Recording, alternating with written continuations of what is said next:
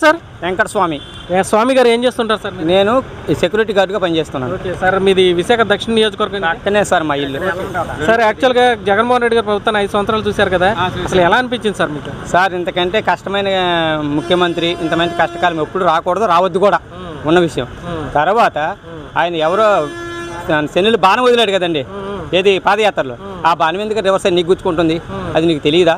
నువ్వు తప్పు చేసావని. మీ చిన్నాన్ని ఎందుకంటే చచ్చిపోయాడు, చంపినలో మీకు తెలియదా? మీరు ఎందుకంటే దాన్ని ఇంటికి చేయలేదు ఏమండి? అక్కడ సిబిఐకి అప్పచెప్పారు కేసు మన రాష్ట్రం వదిలి పక్క రాష్ట్రానికి. ఇప్పటికి కూడా ఎందుకంటే అబద్ధం ఆడతారు, దేవుడు చూసుకుంటారు. అది తప్పు కదండి. ఇవన్నీ మీరు తెలుసుకుంటే, మీరు నిజాయితీగా ఉంటే ఇప్పుడైనా మేము ఓట్లు ఇచ్చి గెలిపిస్తాం. మీలో తప్పు ఉంటే అసలు రావద్దు ఓట్లకి. అది ఇంక ఈ ఏరియాలో ఎక్కడ ఎవరు నిలబడ్డా వైఎస్ఆర్. విశాఖపట్నం ప్రాంతం 5 సంవత్సరాలు ఎలా ఉంది సార్? అనుకో రుసుకోండి బోడుగుండలాగా అయిపోయింది మా జీవితం. అంతే. తాగిన మందు దరిద్రమే, ఇచ్చే డబ్బులు దరిద్రమే, తీసుకుంటే ఓటు కూడా దరిద్రమే. ఇంతకంటే ఏం చెప్పాలి? ఎవరికైనా కానీ ఎంప్లాయ్మెంట్ కావాలి. ఇప్పుడు ఉన్న జనరేషన్ 6 లక్షలు ఇల్లు పట్టాలు ఇచ్చామని చెప్తారు. నాకు కూడా ఇల్లు పట్టా ఇచ్చారు. దాంట్లో ఒక పునాది లేదు. 35,000 రూపాయలు నా చేత కట్టించుకున్నాను కూలోడి చేత. ₹1 కూడా వాల్యూ లేదు. ఒక విషయం, ఆ ఇల్లులు ఇవ్వడం కంటే మా ప్రాణం అక్కడ తీసుకోవడం బెస్ట్. ఎందుకంటే కట్టినా ఉన్నాం, ఎందుకంటే పిల్లర్స్ లేవు, బేస్మెంట్ లేదు, మట్టి పోసి. నేను ఇంకా మీకు కావాలంటే ఎవిడెన్స్ నా సెల్లో ఇంట్లో పెట్టి వచ్చాను ఇప్పుడు స్టార్టింగ్లోని, అది ఇస్తాను మీకు. మీరు డైరెక్ట్గా లైవ్ ఇవ్వచ్చు. ఏ పార్టీ అయినా ఏ ఛానల్కైనా.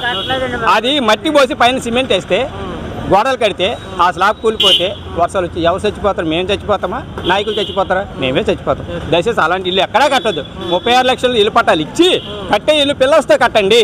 ఎందుకంటే చంద్రబాబు 4 ఫ్లోర్లు కట్టే 3 ఫ్లోర్లు కట్టే పిల్లలతో కట్టాడు. అది విలువైన ఇల్లు, అది విలువైన ఇల్లు. రాజశేఖర టైంలో ఉన్న కూడా తప్పు మాట్లాడొద్దండి. రాజశేఖర రెడ్డి కూడా మంచి ఇల్లే కట్టాడు. కానీ ఈ జగన్మోహన్ రెడ్డి కట్టే ఇల్లు వాళ్ళ నాయకులకైతే మంచి ఇల్లు కడతాడు, మిగతా వాళ్ళకైతే కట్టాడు. కట్టాల్సిన ఇల్లు కూడా కట్టలేదు ఇంకా. సరే ఇప్పుడు ఎలక్షన్ వచ్చింది. ఎలక్షన్ వచ్చినా సరే మా ఇల్లు కట్టేస్తారని మాకు నమ్మకం కూడా లేదు సార్. ఇప్పుడు ఎంప్లాయ్మెంట్ ఏమైనా ఉంది సార్ ఈ వైజాగ్లో? కొత్త కంపెనీ ఉద్యోగాలా? ఎన్నో లక్షల ఉద్యోగాలు చంద్రబాబు నాయుడు ఇచ్చినా ఇవ్వకపోయినా 20 లక్షల ఉద్యోగాలు ఇస్తున్నాడు. నువ్వేం లక్షలు ఇచ్చావు? వాలంటీర్లు పెట్టావు. ఎంత జీతం ఇచ్చావు? 5,000 అన్నావు. వాళ్ళు ఏదో తప్పు మాట్లాడాలని వాళ్ళ మీద నిందేశావు. నువ్వే ఆ 10,000 ప్రకటించకూడదు, లేకపోతే 20,000 ప్రకటించి. వాళ్ళు కూడా డిగ్రీలు చదివిన వాళ్ళు, మా అలాంటి ఇదే చదువులేని వాళ్ళు కాదు కదా.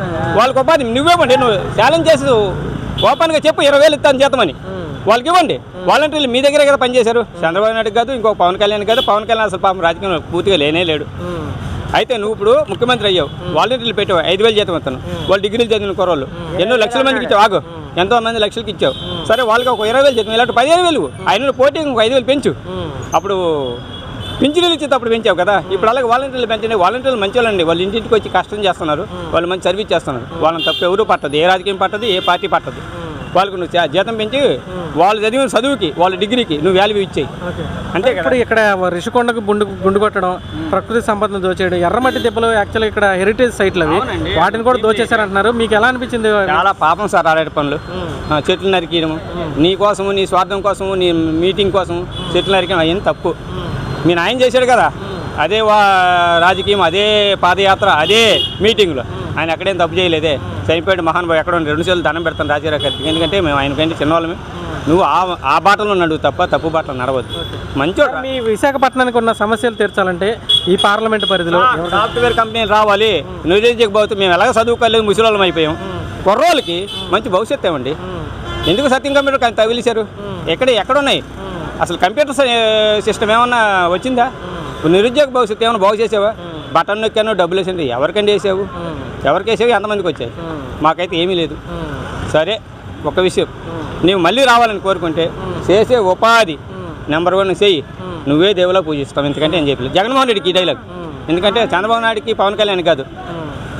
చంద్రబాబు నాయుడు ఎప్పుడో చేశాడు ముఖ్యమంత్రి, ఇప్పుడు నువ్వు 5 ఏళ్ళు ముఖ్యమంత్రి చేసావు. ఆగరా. అయితే జగన్మోహన్ రెడ్డి కూడా మేమేమో శత్రువులం కాదండి, మిత్రులమే. కానీ చేసే పరిపాలన డబ్బులు చెయ్యొద్దు. డబ్బులు ఇవ్వకుండా నువ్వు చేసే ఉపాధి చెయ్యి. అప్పుడు నువ్వు కరెక్ట్ ముఖ్యమంత్రి అనిపించుకో. మేము ఖచ్చితంగా ఓటేస్తాం ఆయనకే. Thank you sir.